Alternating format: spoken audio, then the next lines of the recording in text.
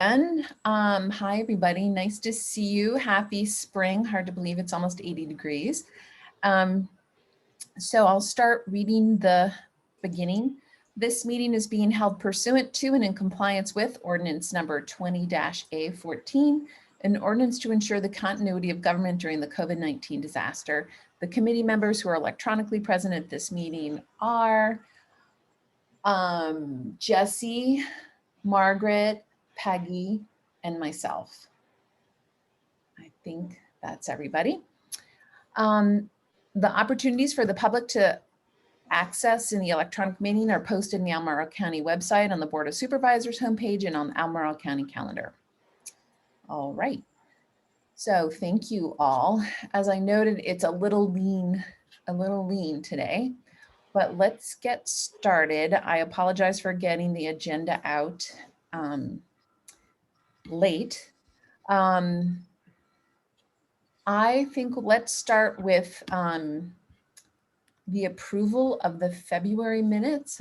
Did everybody have a chance to take a peek at those? And if there are no changes people want to make, I'd like to hear a motion to approve. Anyone? I'll make a motion for the minutes to be approved. Thanks, Peggy. I'll second it. All right. Thanks, Margaret. Oh, Margaret's here too. There she is. Is Terry on the call? Is who? Terry Kent. Yes, I can see her. Okay. Oh, yes, Terry's there. That's right. I didn't see your name. Okay, Terry's on the call too. Yes. All right. Is there anybody who does not think they should be approved? All right. With nobody saying nay, I'm assuming that we have approved February minutes. All right. So let's move on to the rest of the agenda.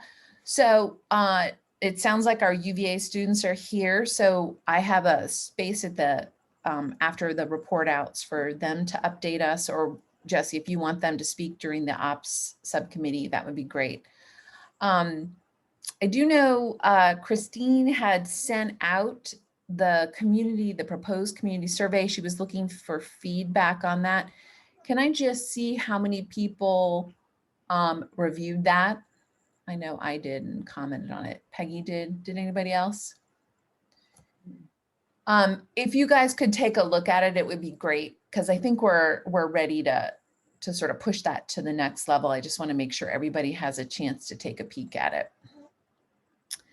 And we can resend it if we need to. It was a Google link, I think.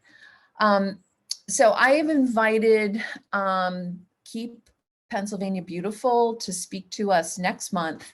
I think I had mentioned they had done a statewide litter study that talked about both characterized litter across the state as well as the cost of litter to the state. They've also been very active on a open dumping problem due to lack of convenience centers in the state. So Rob Duman from KPB is going to talk to us next month. And I sort of gave him a general agenda, but if there's specific issues people want to cover, please send me that and I'll forward it to him. And then, as promised last month, I sent out the Ball LCA that looks at sort of life cycle assessment of different types of packaging, and specifically looks at the impact of recycled content. I know I got a couple of emails from some of you, but I'm happy to talk to people about that if you had a chance to review it. I think the big takeaway is glass is really, really impactful. And so managing it well and managing it locally is quite important to reduce its overall impact. Then is Lance here yet? Maybe I'll push this on to later in the meeting. I wish Teddy was here. Lance sent out some new information about subcommittee meetings. The SWAC subcommittees have been selected for a pilot. I have not had a chance to review what that was about, but I'll give Lance a chance at the end to cover that. There were several documents he sent, and I guess they want to pilot a new process with a couple of the subcommittees. So I'll let him talk to us about that. So with that, I think we're done with sort of old business, unless there's something somebody wants to bring up or follow up on. We all set? Okay. Christine had to take her dad to the airport. So we're gonna have Betsy report out on the outreach and education subcommittee, because she and Christine have been quite busy, and I think Peggy as well. So Betsy, you wanna start the report out? Sure. And then maybe Peggy can follow up with their education with the Quaker meeting. But Christine and I have been to McIntyre numerous times, 2 hours plus. We got snowed out a couple times and the facility was closed. But so most people are real appreciative of the information and disappointed at what is not recyclable. And we are pulling out so much, particularly from the number ones in the films, probably because that's where we've been concentrating. But I think it's a pretty involved education process. We have had Maria volunteered, and she was with us last week, which was really interesting. I'm not sure if she's joining us here today or as a just on the public site. She is a graduate from Columbia with a degree in environmental education. And she knows that improving her English would be helpful because so much is done in English. And so she's here as an au pair and now volunteering with us. So we haven't actually, I'm not sure if Phil has posted on the Facebook page about looking for volunteers. We're kind of just moving along slowly with that because we want to spend some time with each of these volunteers. We put together a new training program slide show that is informative.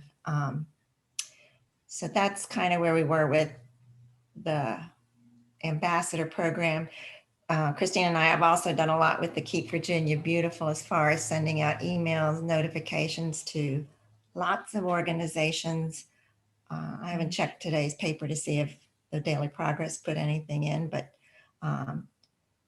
different environmental groups. I'd sent out about 20 to church groups, Boy Scouts, Girl Scouts, all that stuff. Another thing, the e-recycling, electronic recycling we did at my office on February 19th, which was hampered a bit by an ice storm as well. But we had a great turnout, filled up their trailer and their minivan, and we're setting up to do it again June 11th. That's great. I think that kind of covers what That's we've done. fantastic, Betsy. Thank you so much. That is so much that you've done in the past month. I just have a question for you. Is there any theme to what you're pulling out of the ones or the films? Is there a lot of one particular material that's a problem? Well, because of the not being able to take ones that are opaque, everybody thinks because it has a one on it. So we're pulling it out. Some people are going ahead and take it home. We're also asking people to take the tops off. Again, we've been spending more time in these areas because they are the most contaminated. And then in the films, we've been seeing some interesting things. Like there's one that's packaged in some of the food things that are delivered that has been recycled from number ones, but it's not a rigid plastic anymore, but it's got a big number one symbol on it. We've had this conversation with Phil, and it really isn't, it's not a 2-4 film, it's not a 1 anymore. So, and one other thing that's coming in the HelloFresh boxes is the company, it's called Clima something, I forgot now, but it looks like the styrofoam peanuts in between it, but it's not, it's a fiber, and their website says it dissolves when the paper is recycled. They were saying to recycle with cardboard, but it's more of a craft paper. So at first we were telling people they couldn't until we did the research on it. So now we'll tell people it can go in the mixed paper. Another concern I have is, and I haven't talked to Phil about it, is about the composting and what people are going to be contaminating in there. If they will take compostable dinnerware, but people are cycling that stuff too. So anyway, we haven't really worked on that one a whole lot yet. So I have a question. Why are we asking people to take the caps off? I thought we had, we were aligning with the national sort of guidance on that, which is caps on for ones. That's not what's being recycled. So they're 5s. I have been telling people that Whole Foods will take them, except the preserve thing's kind of on hold right now, but they're mainly 5s and not 1s. The cap. Tap in with the caps. This is my conversation with Sunoco, who takes our plastics. Yeah. And they said the plastic caps are considered contamination when we deliver it to Madison Heights. So Wow. Okay. and so I'm just going to stick with that. I mean, the reality is a lot of them end up on the floor of the, or many end up on the floor and of the processing facility, the paper sort. But yeah, until I hear something one way or the other. I mean, we had allowed caps on, and then we're told, we're trying to clean things up, so we asked people to take them off because that's what we were asked to do. And so, I'm going to stick with that. I would want to see more data, I think, on whether the caps are actually being separated. How's that happening? They are, Phil. And the national guidance from APR is to keep the caps on, which is why the labels say that. But they are, because they're ground, and the caps that they float, and they're actually collected and then recycled. So they're an important commodity for the PET reclaimers, that they do capture that stream. And so, and I can show you a video that shows you how they're captured. I'll talk with Patrick. I mean, that's who we talked with before down at Sunoco, and DJan, and see what, but I'm going to go off sort of, I don't know what's happening nationally. I mean, this is sort of one of the problems with recycling, is that there's associations, or there's people doing things, there's possibilities of what can happen, but I have to rely on our suppliers, our vendors, because that's who in fact gets our product. Oh, absolutely. So we did have Sunoco speak to us a couple of months ago, and I think they did in that conversation confirm. I'll talk to Patrick and see. Yeah. Okay. All right. That sounds good. All right. So I've sent out a couple of announcements on the litter awareness effort as well. I don't know if everybody's seen the sort of, the language for that. If I can't remember whether Christine shared that or not. I do have a question for EJ. Do you know if the county has posted it or not? Yes, so last week, Serena did a push out for the Keep Virginia Beautiful. Mm-hmm. And the other piece that Christine sent as well. So I know the county has been pushing it on their Facebook page. Great. That's great to hear. Thank you. So Peggy, I know you were busy this month too. You want to give an update on that?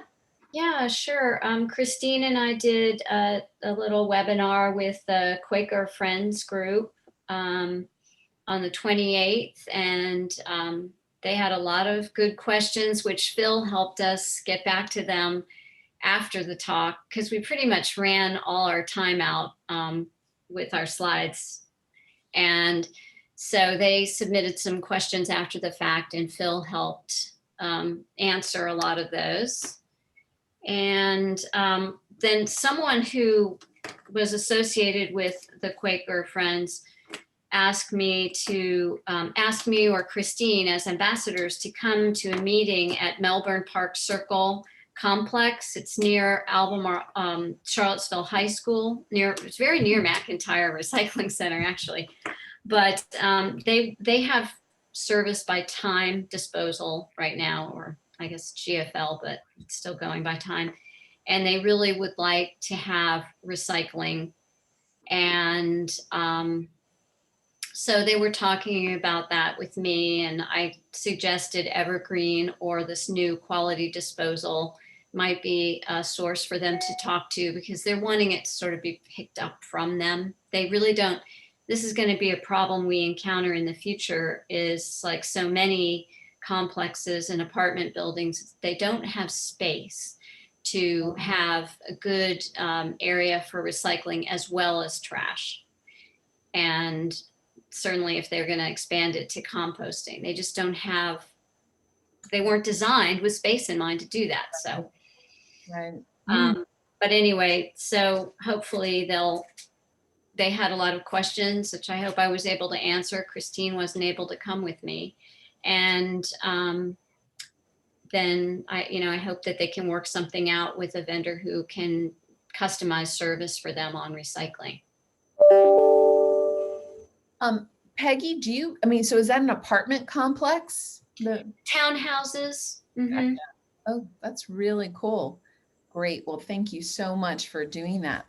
I'm really impressed with how many requests and how much interest there is in presenting this information. That's awesome. All right.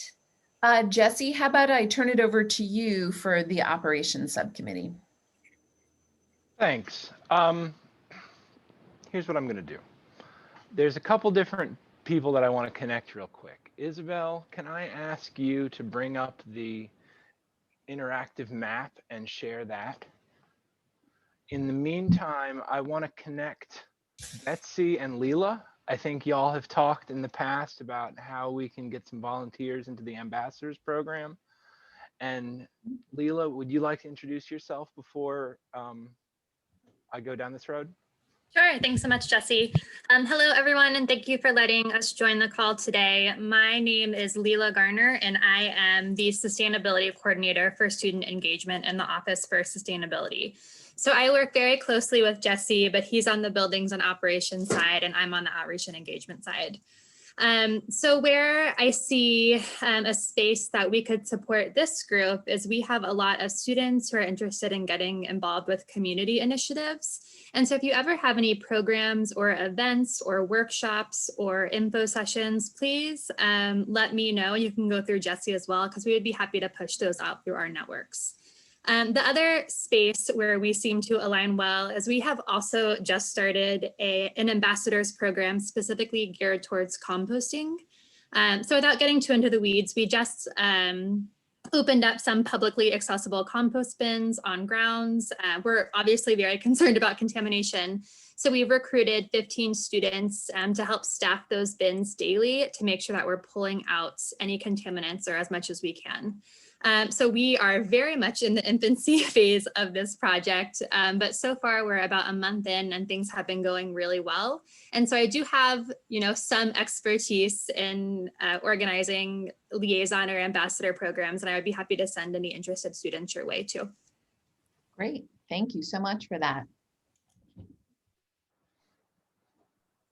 And Isabel, would you like to introduce yourself? Sure. Hi, everyone. My name is Isabel, and I work under Leela in the sustainability office, and I've been helping out with the glass recycling project.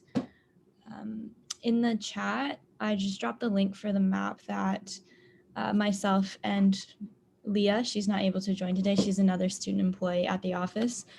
We made with the help of a GIS expert in the UVA sustainability office. If it's easier, I can share my screen and walk you through the map, but basically when it opens up, it'll take you to the first layer, which is all of the locations of all of the businesses that responded to the survey saying they were interested. And the layer list will be on the right-hand side. And you can check and uncheck what you're trying to see. So if you go to the second one and uncheck the first one, you'll see the front load. There's 5 businesses that we think will produce enough glass to need a front load container. And then the rest would be totes and carts, and you can see that in the third checkbox down, and those would be the pink ones. And then the last part of the map is for the ones requiring totes and carts, how many totes per week, 1 through 4. Yeah, and that's basically where we're at. Oh, that's cool. Isabel also helped, and Leah also helped with the outreach to businesses and drafting a lot of the communication that we use to talk with them, and then how we get there from here. I would say the one thing that has held us up, but I want to say this in a good way, is that we're talking to Albemarle or Nelson County about what it would look like to have glass service at their convenience centers. Just a conversation right now, but I'm trying to get them on this front load proposal so I can send it out with their tonnage too. And that has been, I'll say, the slowest part, my communication with them, and I apologize for that. So that said, Phil and I made a list of haulers and folks that we thought would be interested. I think we need to, or we did start calling them to make them aware of such opportunities. But I envision this thing with Nelson County getting wrapped up shortly so that I can send both a list of addresses along with the numerical information that informs the map you see. Mm-hmm. Jesse, is your work with Nelson County or outreach to Nelson County, does it involve the glass survey that was done in the last year at all, or is this just strictly through the county at their convenience centers? There was a response to our survey that I didn't really flag at the time, but it was from the Nelson County Convenience Center operators, basically saying, we don't have glass. What would it look like to get glass? So I sort of pitched this to them, and now we're in a conversation about what some of the details might look like. I don't have all the answers, so it's not the easiest conversation. So that's where we're at with Nelson. No offense, I'm not saying they're doing anything wrong. They're doing great. I just mean I don't have all the answers, so it makes it hard to come across as if I do. Jesse, is there is the next step to sort of connect with GFL or okay, that's So what we agreed in our last meeting, Phil, I assume you're talking to others. All right, yes, you are. What we agreed in our last meeting was that Phil and I would reach out to various haulers and prime them for an email distribution that is coming. That email distribution would come from me because it's not from our SWA. It's not from, right. You know what I'm saying, Albemarle County. This isn't procurement. This Mhm. is us sending out a list of interested customers to a list of interested haulers, and we agree to connect them as a community service. We will connect them with Phil for free tipping. We have done the customer acquisition part. They need to provide amortization of equipment, transportation, and labor. Mhm. You know, I think it's also, it would be good to reach back out to Scott DeFife, and, you know, he is on the board of the Glass Recycling Foundation. I can't remember what it's called, but they give grants, and they might be willing to give grants for, like, I don't know how much the carts are. The front end cart is like $100, but I don't have any idea what a front loader is. So, you know, they may be willing to underwrite the cost of at least the collection totes or carts. That's one of the points of negotiation with, or discussion with Nelson right now, is who buys like the dumpster. Yeah. So if you'd like me to connect, you know, to loop Scott in on that, I'd be happy to do that. Just let If me you know. don't mind, yeah, we would love Yeah. to talk more with Scott about what opportunities are out there. I think right now, underwriting sounds very interesting. Yeah. So when when it says like 4 totes a week, does that mean like they would fill up 4 totes per week? Okay, cool. All right. So if they wanted to do it twice weekly, they could get away with 2, right? Right. But Gotcha. I'm assuming a weekly service because that would align with everything else that's Right. done around here. Okay. Yeah, absolutely. I think we could, I think that would be interesting for them. Okay, that sounds great. So Isabel, Leela, is there anything you want to share before we sort of pivot? I'm going to drop my email in the chat if anyone wants to connect for event promotion needs, or if you need volunteers for anything, please feel free to reach out. I actually have to hop off for another call at 4:30, so I'm going to say goodbye now, but I'll make sure to get my email in the chat before I do that. Great. Thank you. Very nice to meet you. And Jesse and Phil, like, I just was wondering if we're like all the way through hollers. No, because I haven't released this because I don't have the answers from Nelson and I've been slow to get them.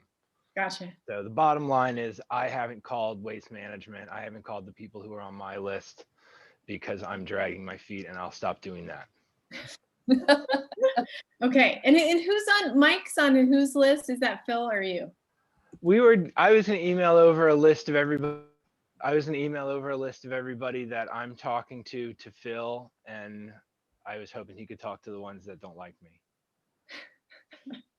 Well, if you need me to contact Mike, I'm happy to do that. I might ask you to contact Mike. But for everybody else, we just want to prime the pump, so to speak, by informing them this opportunity is out there. And this isn't, well, it's a little harebrained, but it's not some harebrained scheme some guy in somewhere else cooked up. The other thing I wanted to do, and I don't think I get to, is get an email or get an update from Charisse about the Solid Waste Planning Unit 5-year update. I see she is not here, and I will let her do that when she arrives. Yeah, she noted she was going to be late. She was in a call that was going to run late, or a meeting that was going to run late. All right, so I have this down below, but you probably saw it in my email. Tom Baker has submitted his resignation from the SWAC. So he thought, given everything with his new job and all, that was probably the best course of action. So you're a little understaffed on the ops side, Jesse. So I know, but it lets us have legal meetings. So exactly. It's a shame about Tom. Yeah.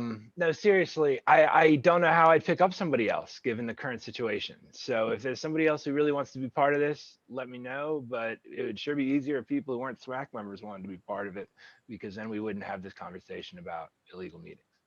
Yep. All right, great. So with that, I'm going to turn it over to Planning and Vision, who I think our sole representative is Peggy. Yeah, well, we tried to schedule a meeting, but we ran into the hangups with how can we do it legally. Navarre, as you all know, I think is expecting a baby any day now.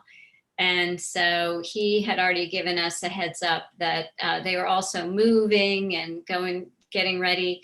So he had given us a heads up that he might not be with us for a couple months of meetings.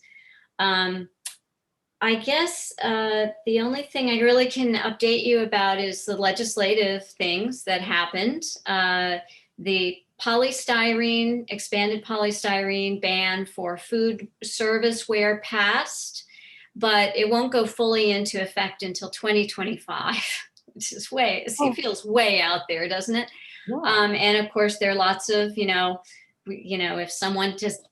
a restaurant or business can't afford better quality recyclable or compostable materials, then I think they can still have a break and use styrofoam. And they also had debated whether they should include schools, which it seems like a no-brainer. They should include schools, but they ended up not requiring that schools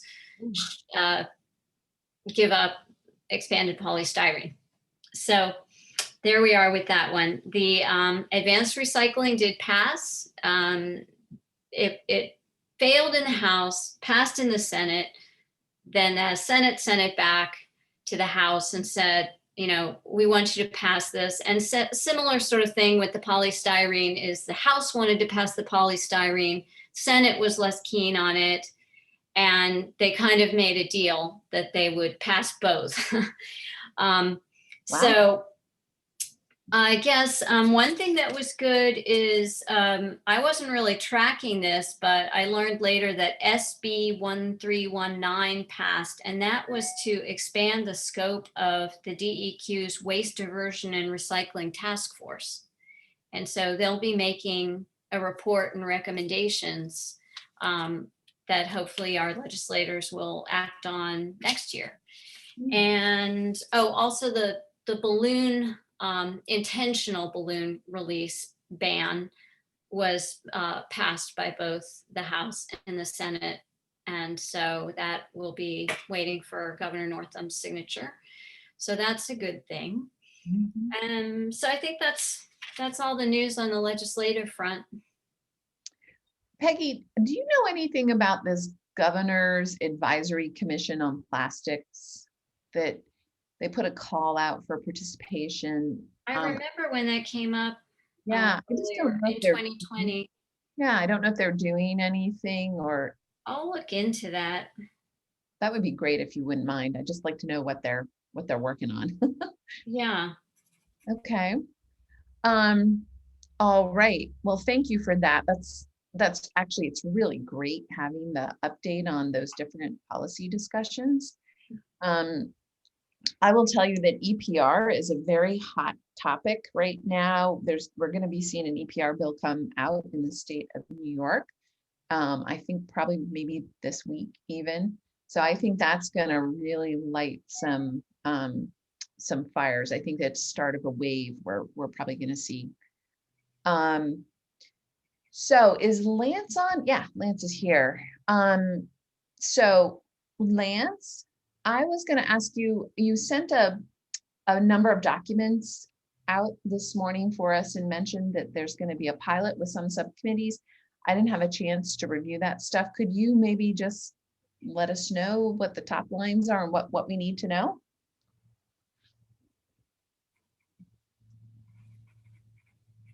You're muted, Lance. I hate it when that happens. I haven't had a chance to review most of it myself.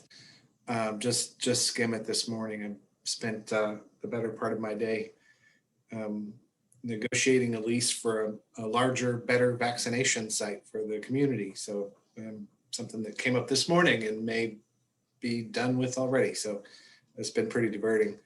But the high level is that, there was a discussion at the recent Board of Supervisors meetings between the board members that resulted in them into staff being directed to develop a pilot program whereby during the pandemic and under the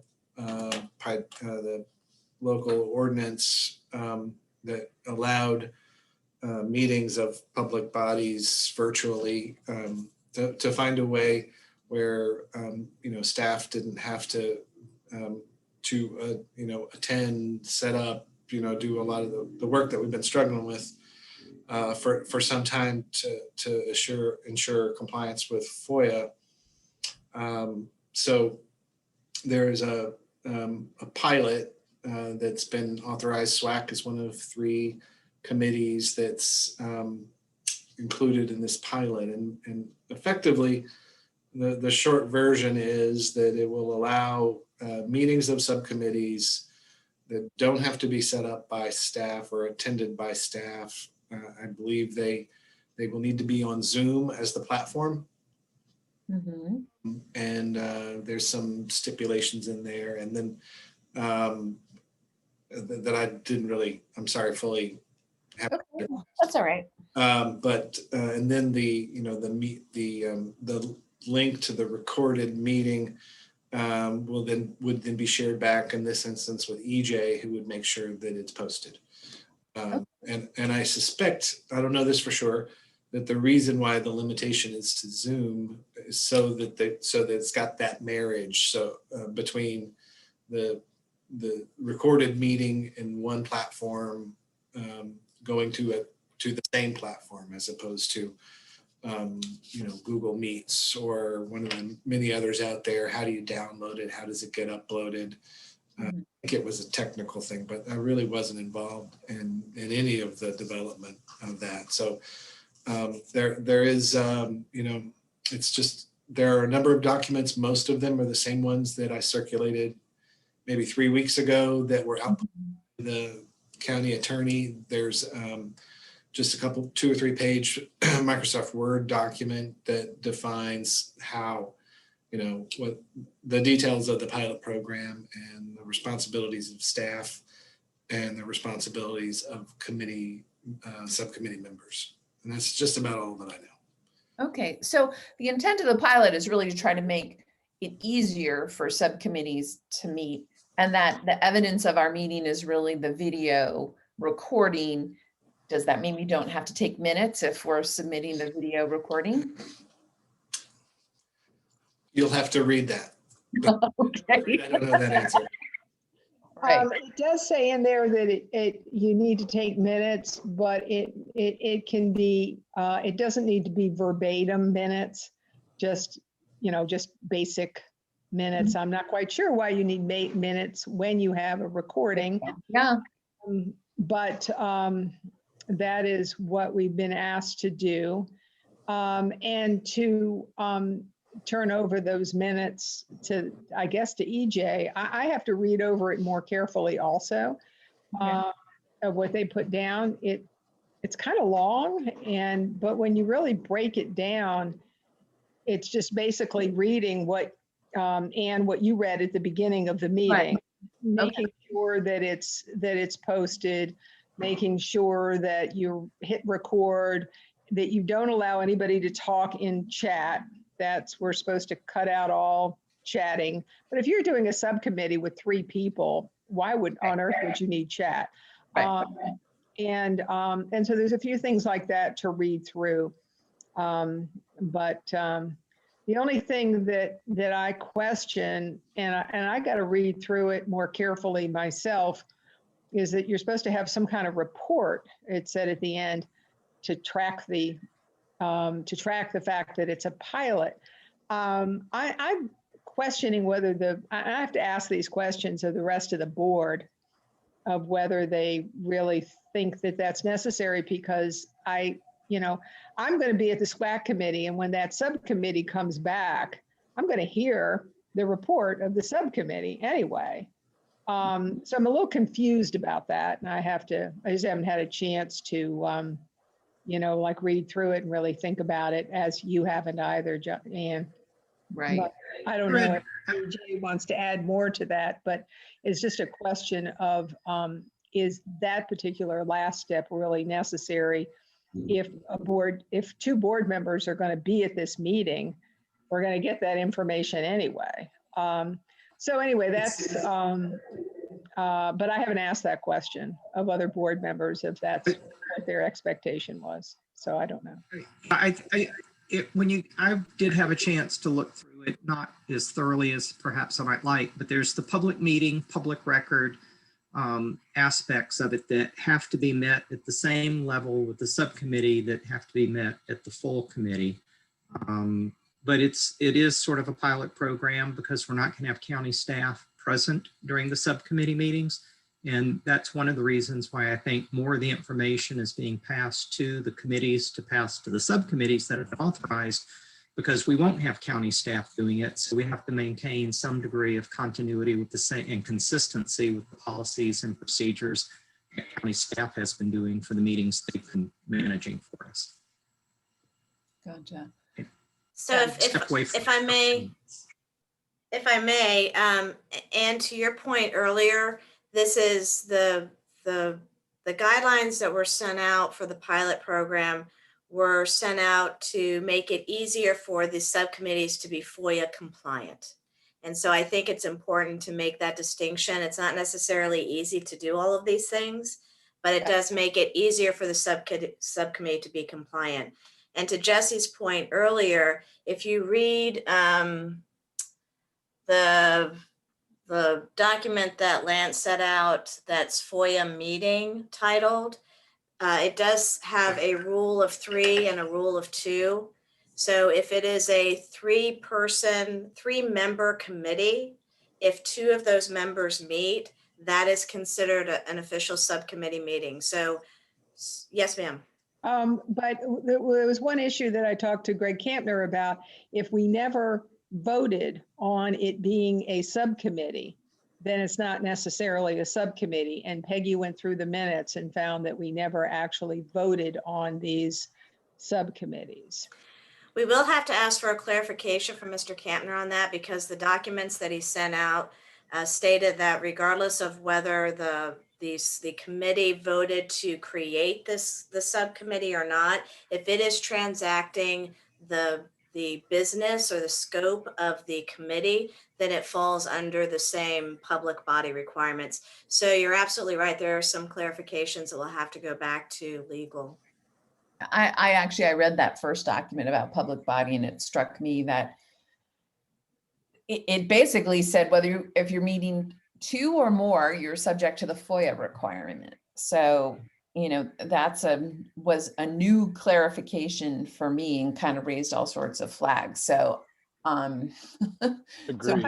there blows your 2. We have always been able Yeah. to meet 2 committee members at a time, though. So that's got me, and we'll get clarification from Greg, but he asked me to look back and see if we ever voted on it being a subcommittee, and I asked Peggy to do that. And that was a direct request from Greg Campner. So we'll clarify that then. I don't think we voted on those subcommittees. They predated, me, and I think it's just a way of organizing our work. So I don't know, but that'll be helpful. But at least if we can schedule our own Zooms, and if what we have to do is record them, that's pretty clear, and that we can do. There's also the posting requirement. So you'll have to send me the link 4 days beforehand. And Before the meeting's going to occur. As a courtesy, the requirement is to post it 4 days before. I would be oh so very grateful if you were able to get me the link 5 days before, just so I have that 8-hour business day to be able to get it posted amongst all the other things that are happening in the county right now. Right. It's absolutely not a requirement of the pilot program. It is simply a request of your staff. Yeah. Yeah, I think the more we could have just standing meetings, so they're always going to happen at this. I've tried to set ours this like 2 Fridays after our meeting, so it kind of falls in the middle of our meetings, and so then it's just a requirement. I mean, we can actually set up a recurrent Zoom for that. That would make your life a lot easier. That would.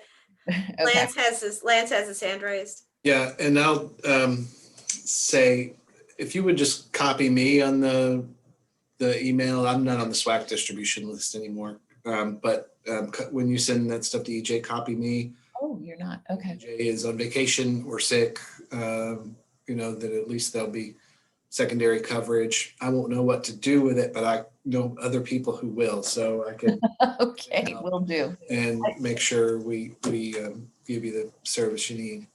Okay, I didn't realize you were not on the SWAC, so I apologize. I sometimes just respond to that thinking you are. Okay, that's very good to know. Thank you for that. Thank you for forwarding that information. I know it's extremely complex, and you guys are sort of like right caught in the crosshairs between legal requirements and what we want to do. So appreciate it. Okay, so we'll get the clarification, but in the interim, we will make sure that we will send you the Zooms.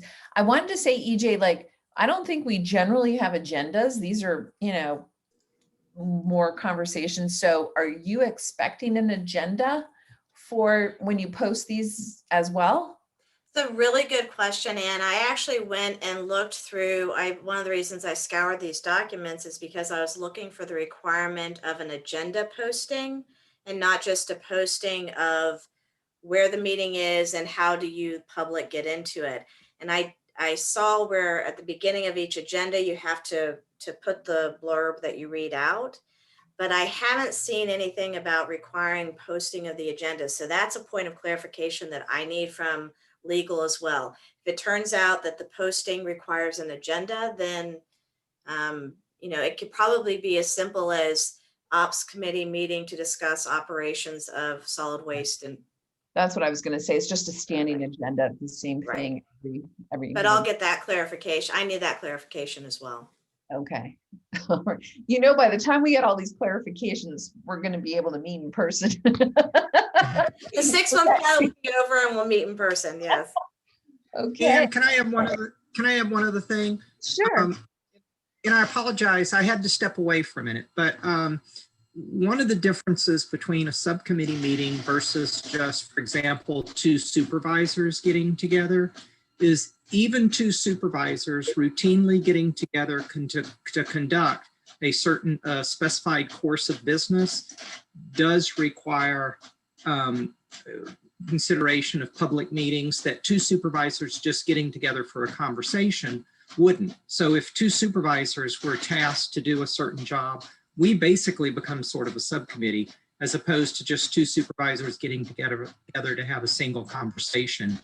And then I'm making that clear. So a subcommittee is a continual course of business and a particular subject matter. And that's part of what makes this more subject to the public meeting FOIA rules than just two members of the SWAC getting together and having a general conversation about solid waste matters. Right. But they're not making decisions. They're coming back to the whole committee to make a decision. Well, that's true, but it's not necessarily, the decision may have been the wrong word. If they're getting together routinely to discuss the same subject matter, that's different than just two people getting together one time to have a conversation. It's that regular course of business part that rises to a level beyond just two people getting together.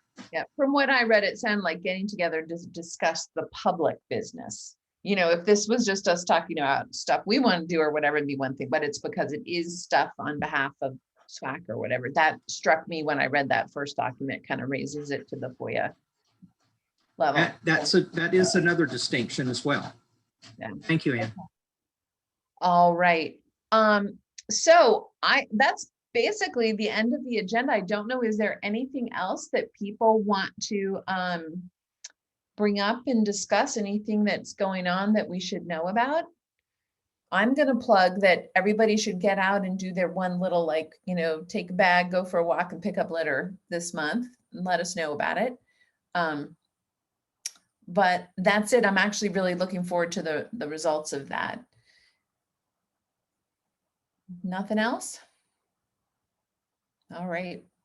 Well, then I would say. Supervisor Palmer has her hand up. Oh, yes, Liz. Sorry, I wasn't able to get my hand up fast enough.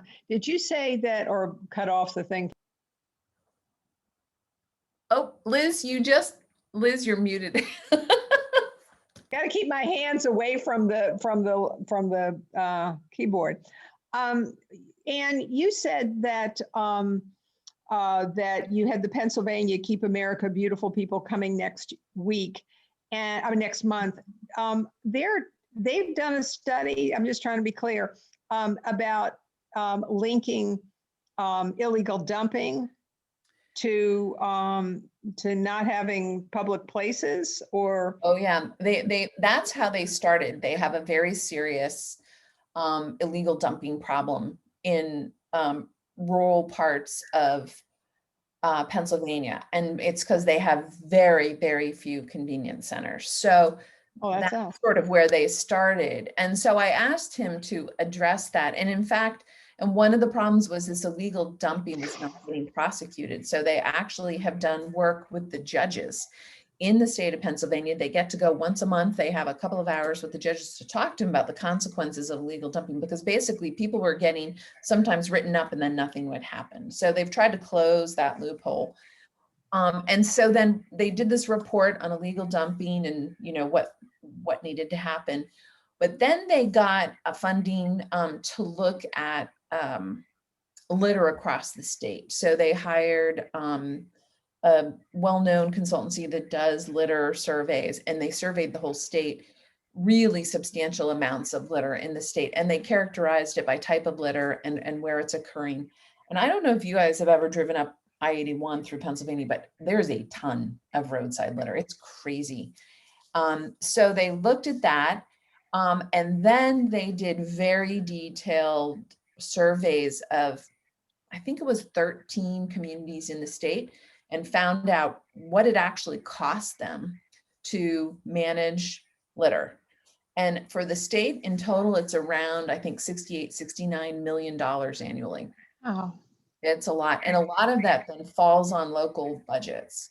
So, you know, that's a very important connection between, you know, litter that often uses very low cost or volunteer labor to clean. And then, but understanding there are these costs that end up on municipal budgets as well. And so, they're trying to bring some transparency to that. I will say that KAB is going to be issuing a new national study. It should be coming out any week now. It's going to be very comprehensive. I think they're going to be releasing it in a series of different pieces because there's a lot to it.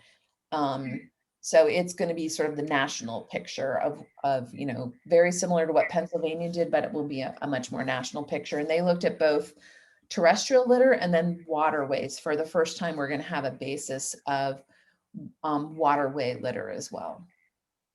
And you had said, you mentioned again today when we were talking about the glass, that there were grants possibly from the Glass Association to help with getting some of this, some of the roll-offs and things like that. You've also mentioned in the past grants for planning and other things with respect to convenience centers. At some point, could you tell us a little bit more about those kinds of options so we can be maybe thinking about that for our additional convenience centers that we want to put in the future? Yeah, and I will tell you, so there's a very large organization, multi-billion-dollar foundation now called the Alliance to End Plastic Waste.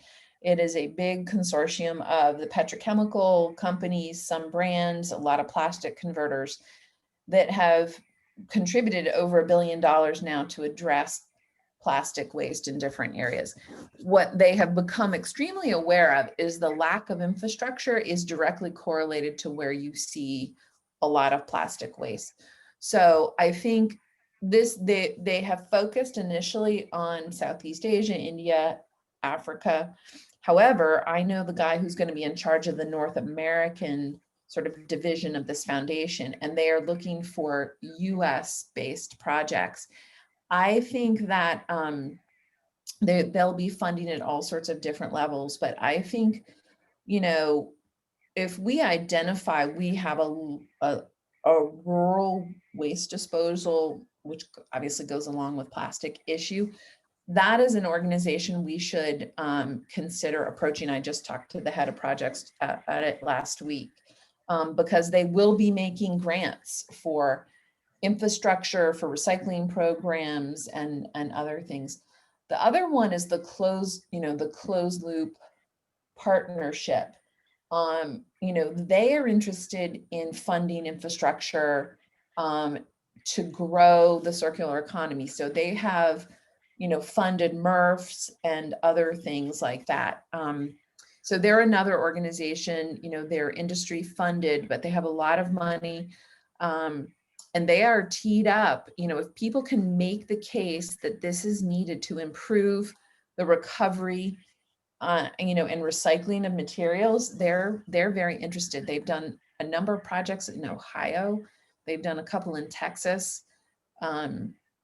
So, that's why I made this point about, would a regional MRF improve the performance of this area? And, so GFL, obviously, they're very experienced. They build MRFs, but it might be the sort of thing where, they've got the households, they basically are owning the waste and recycling. I'm wondering if there's a conversation to be had with them, if we could pull in some external funding into the region, because it would certainly improve the environmental performance, substantially, rather than us having to haul stuff 100 miles away to only be partially, recycled. Well, I'm thinking about what we do on the north side of the county and moving the paper sort, which we're going to have to do, and whether we would want something that would be Charlottesville, Albemarle, maybe Greene County, up on the north side of the county. And so we'll just keep that in mind as we go forward. Well, that's one thing I think this committee should do, is actually probably do a survey of potential funding mechanisms for those sorts of things, because they're sprouting up all over. There are these sort of green sustainability funds are showing up all over the place. You see different organizations doing green bonds and this and that. So the avenues for funding for this type of stuff is really starting to diversify. And I know the ones that are sort of in my space, but I think there are a lot more. So it would be worth, I think, kind of doing a survey and find out what might be available to us here. Okay, thank you very much. I'd like to say something if I could. Sure. I think that is a fantastic idea. I would find that really valuable. So anything I can do to facilitate or participate in that, I think that is the kind of thing that staff don't have any familiarity with or necessarily the awareness of where to go to find those opportunities, and that would be invaluable. I'd love that support. Great. And I wanted to share my screen also, if I could, just on the subject of future convenience centers. Let me know if.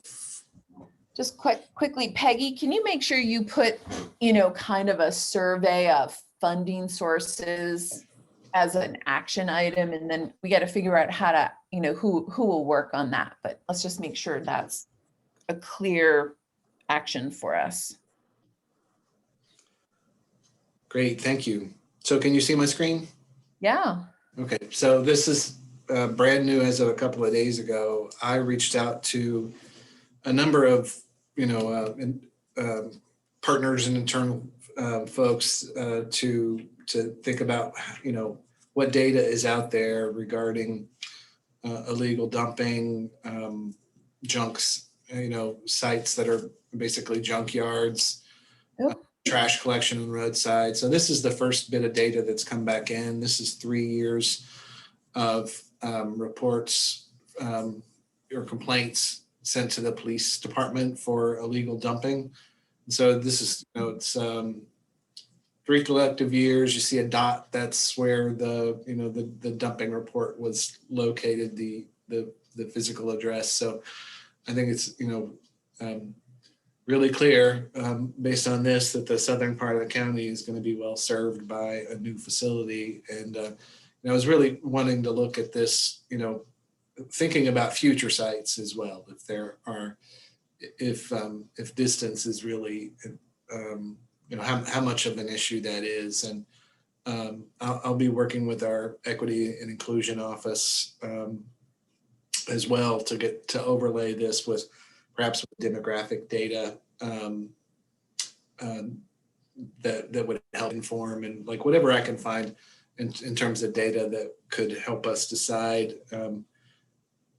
Yes, a northern one, but if we're going to have others, what makes the most sense, and how could we kind of come to some sort of common understanding about a prioritization methodology. Right. Stop sharing now. Wait, Route 29 looks like a vector. 29 North.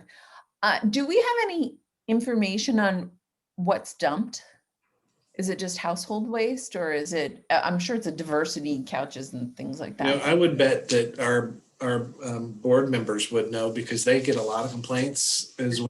That's not something the police have tracked, but I know they hear a lot about it. I understand it varies pretty broadly from maybe a whole load, somebody's whole truckload, to a couple of bags or pile of tires. But Liz. Yeah. It's everything. Like somebody rips out their rug of their basement and they just dump it, at one of these sites. I noticed some of the worst ones in my district, in the San Miller district that you've got on your map. A lot of times it is furniture. Somebody passes away and the kid, unloads everything, puts it in a truck and takes it out and just dumps it at night. And then we see people dumping just their bags of household garbage. There's a couple places where people routinely just bring their bags of trash. And when you go there and it's just all bags of trash. So it's varied. Okay. I've seen almost all kinds of stuff. Yeah. washing machines, all that kind of stuff. Lance, were the points plotted on that map from police reports for illegal dumping? Is that what you said? Yes. Okay. Yeah.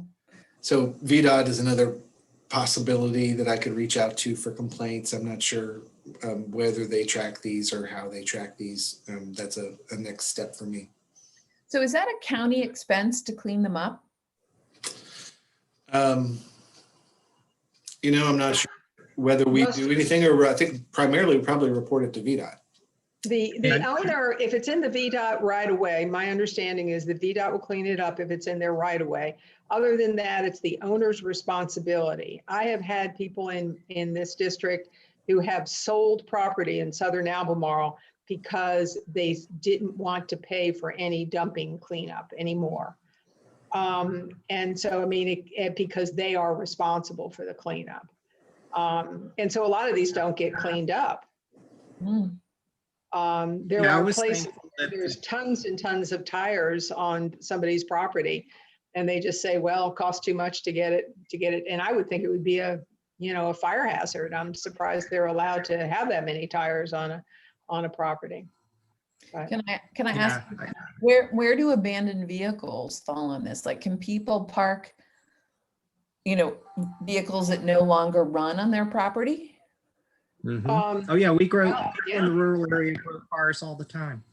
If nobody reports them, because zoning, it's all on a, if your neighbor calls and complains about it. But if your neighbor calls and complains about it, our zoning department really doesn't go out and do anything about it. And really all they have to do is kind of move them around, if they can be moved around. So yeah, I mean, the one person that sold his land, he told me this story. People were routinely leaving junk cars on his property, and they were really expensive to get rid of. So it's, because it's so hard to catch people in the act. And if you call the police on one of these people, they'll say, well, we have to actually see them doing the dumping. We can't do anything unless we physically see them dumping. I think I told you so I live on a public fishing lake. And so we had a problem with people dumping, and a guy came and dumped. And so I went through it and I found a bag with all their mail in it. You clearly knew who it was. The police came, they gave my name to the person who dumped it. So they could apologize to me. I'm like, well, I don't really care if you apologize. I just really want them to clean it up. But it was public. And I don't want them to know my name either, because you never know the reaction's going to be. Yeah. Okay. Well, we have some work. What about surveillance footage? Like Liz, in the case of the property owner you were talking about, what if he had, cameras installed and had surveillance footage? Will that count, or does it have to be actual eyes, police eyes on it? No, you can ask Albemarle County Police Department to put up a surveillance camera. They only have a few. Some of them are record and they have to come back and find them. Others they record and they give a live update to the police department when this happens. I speak from experience because of dumping out here, everything from a camper that someone was kind enough to leave, fortunately in the right of way, so VDOT took action on that one, to all sorts of other stuff that it's basically the landowner's responsibility to haul it off. And if you don't, then what happens is people think that's a place they can dump. So treadmills, exercise bikes, 31 tires. I mean, those are the sorts of things I've had to haul off before. There's, like the police will come and they will put a camera up. Then you just have to hope that they actually catch the person coming back again. And I'm glad to hear that, Donna, because I've asked him about certain places. If they're particularly remote, it's harder for the police to go and check on them too. Which is some of the issues that we've seen in the far southeast corner. They've told me it's so remote that they're sort of reluctant to do it. Phil, is there an Yeah. amnesty day to bring stuff? Like if people Yes. clean up an illegal dump, can they bring it? Yeah, the next ones are scattered, but from April 24th through May 22nd, I think, are all the amnesty days, and it's e-waste, HHW, furniture, appliances, tires. Gotcha. And I tell you, those amnesty days are critical because the Yeah. per item cost for some of these objects, tires on rims, truck tires on rims. If you have that dumped on your property and you want to get rid of it and you do not go on an amnesty day, you could be talking very quickly into over $100 or more. So the amnesty days are super. Yeah. So Phil, they're not necessarily though, if you have an illegal dump that you're trying to clean up and you've got a variety of things, you've got tires on different days than couches, that sort of thing. So it can get pretty cumbersome to do that. I actually got the question, and this was one of the things I was going to email you at a later time, is could we think about like groups that, like the Atlantic Conservation Alliance used to do river cleanups, getting some kind of situation when they do the cleanups to be able to bring the stuff so they don't have to hold it for spring or fall. And that, I'm not asking you to answer that right now, but I know we've talked about that in years past. It didn't work, but. Yeah, we've supported some of that by putting a roll off there.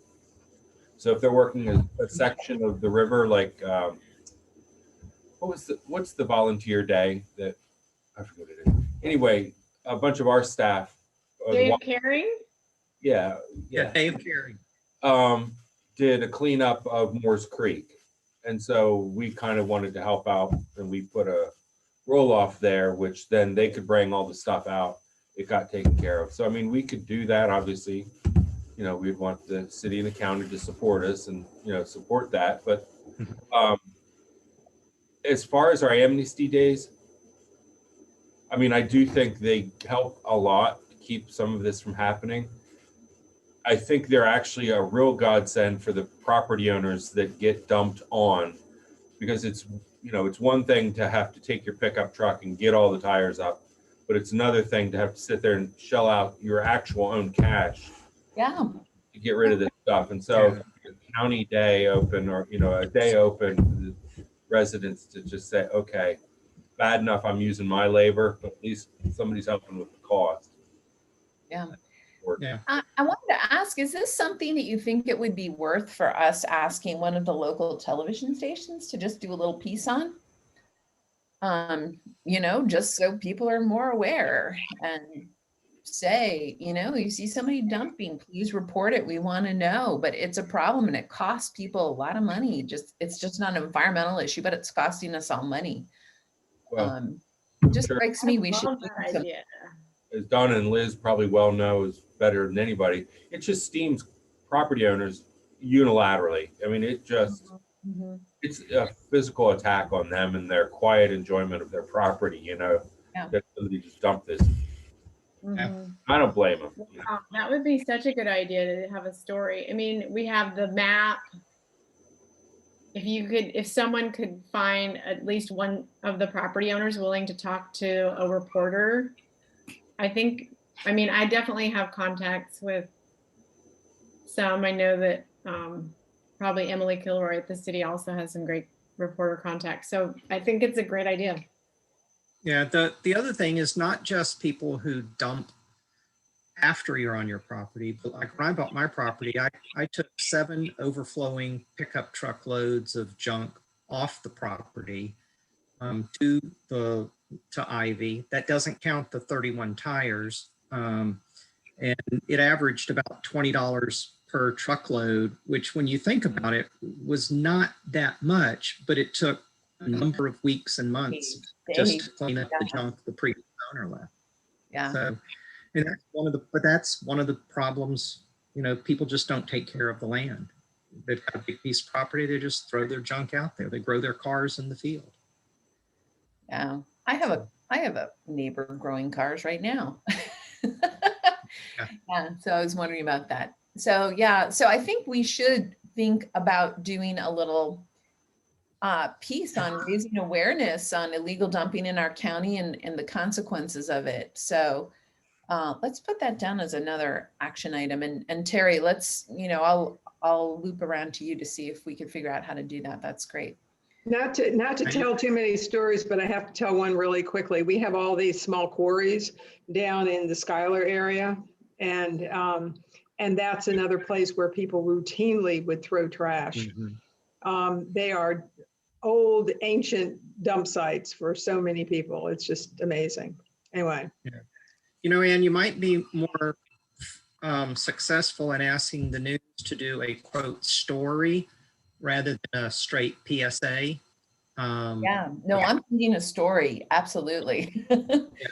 So Donna, if you have, people that you think would be interested, or Liz, the gentleman who ended up selling his property, I think those would be some pretty compelling tales. I know when I moved here, I pulled a refrigerator, 45 tires, and about 60 bags of trash out of our canoe landing. But fortunately, it was all VDOT property, so I didn't realize I might have to pay for it. Yeah. Yeah. It's just really sad. It's just very sad. Yeah.